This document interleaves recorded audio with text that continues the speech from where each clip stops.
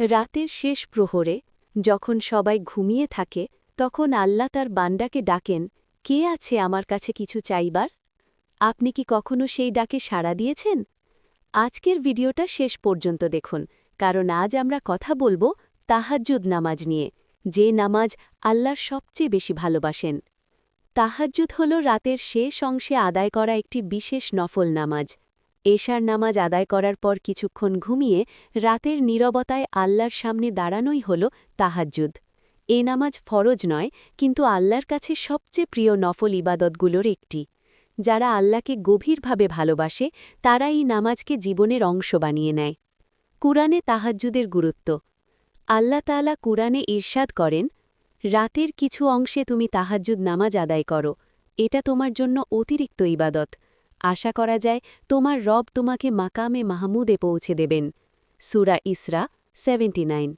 এই আয়াত প্রমাণ করে তাহাজ্জুদ এমন এক ইবাদত যার মাধ্যমে বান্দা আল্লাহর বিশেষ নৈকট্য লাভ করে। রাসূলুল্লাহ ও তাহাজ্জুদ। রাসূলুল্লাহ নিয়মিত তাহাজ্জুদ আদায় করতেন। হাদিসে এসেছে তিনি এত দীর্ঘ সময় দাঁড়িয়ে নামাজ পড়তেন যে তার পা ফুলে যেত। সাহাবীরা বলতেন, হে আল্লাহর রাসূল, আপনার তো আগের পিছনের সব গুনাহ মাফ। তিনি উত্তর দিতেন, আমি কি আল্লাহর কৃতজ্ঞ বান্দা হব না? বুখারী, মুসলিম। এই ছিল তার আল্লাহর প্রতি ভালোবাসা ও কৃতজ্ঞতা। তাহাজ্জুদ নামাজের সময়। তাহাজ্জুদ পড়ার জন্য ৩টি শর্ত আছে। ১. এশার নামাজ আদায় করা। ২. কিছুক্ষণ ঘুমানো। ৩. ফজরের আগে উঠে নামাজ পড়া। সবচেয়ে উত্তম সময় হল রাতের শেষ তৃতীয়াংশ। উদাহরণ, যদি মাগরিব থেকে ফজর পর্যন্ত ৯ ঘণ্টা হয়, তাহলে শেষ ৩ ঘণ্টায় তাহাজ্জুদের সর্বোত্তম সময়। তাহাজ্জুদ নামাজ কত রাকাত? তাহাজ্জুদ নামাজের নির্দিষ্ট কোনো রাকাত সংখ্যা নেই। সর্বনিম্ন ২, চাইলে ৪, ৬, ৮ বা তার বেশি। রাসূল সাধারণত ৮ রাকাত পড়তেন, শেষে বিতর নামাজ আদায় করতেন। আল্লাহ সংখ্যা দেখেন না, তিনি দেখেন বান্দার মন ও একাগ্রতা। তাহাজ্জুদ নামাজ পড়ার নিয়ম। ধীরে ধীরে নামাজ আদায় করবেন, কেরাত একটু লম্বা করবেন, রুকু ও সিজদায় বেশি সময় দেবেন, সিজদায় নিজের ভাষায় দোয়া করবেন।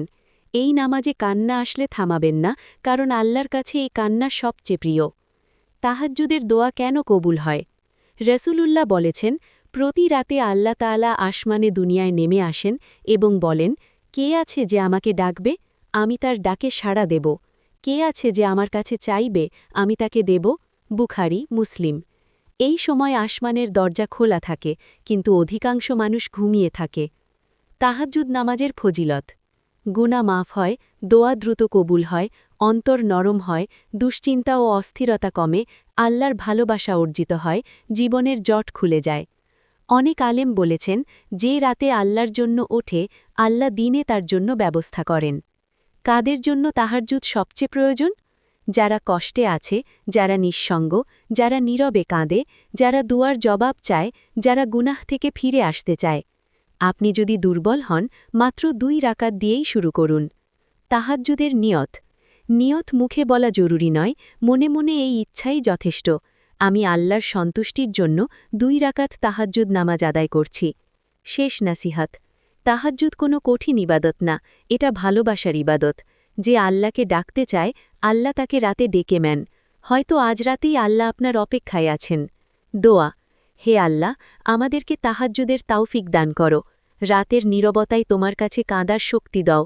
আমাদের দোয়া কবুল করো, আমাদের গুনাহ মাফ করো। আমিন, ইয়া রব্বাল আলামিন।